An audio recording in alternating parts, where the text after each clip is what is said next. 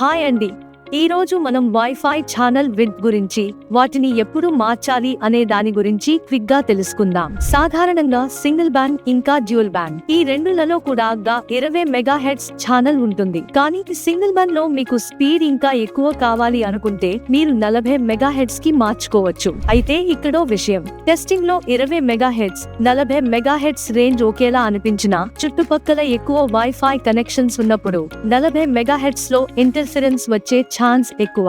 దీనివల్ల మీ wifi range తగ్గే ప్రమాదం ఉంది. కాబట్టి మీకు నిజంగా అవసరం అయితేనే 40 మెగాహెర్ట్జ్ వాడండి. అలాగే 40 మెగాహెర్ట్జ్ వాడినప్పుడు మనకు అందుబాటులో ఉండే ఛానల్స్ సంఖ్య కూడా తగ్గుతుంది. అదే 5 గిగాహెర్ట్జ్ బ్యాండ్ లో అయితే మీరు 80 మెగాహెర్ట్జ్ వరకు పెట్టుకోవచ్చు. ఇంకా వైఫై 6 ఉంటే హెవీ బ్యాండ్విడ్త్ కోసం 160 మెగాహెర్ట్జ్ వరకు కూడా సపోర్ట్ చేస్తుంది. ఈ విషయం గుర్తుపెట్టుకోండి.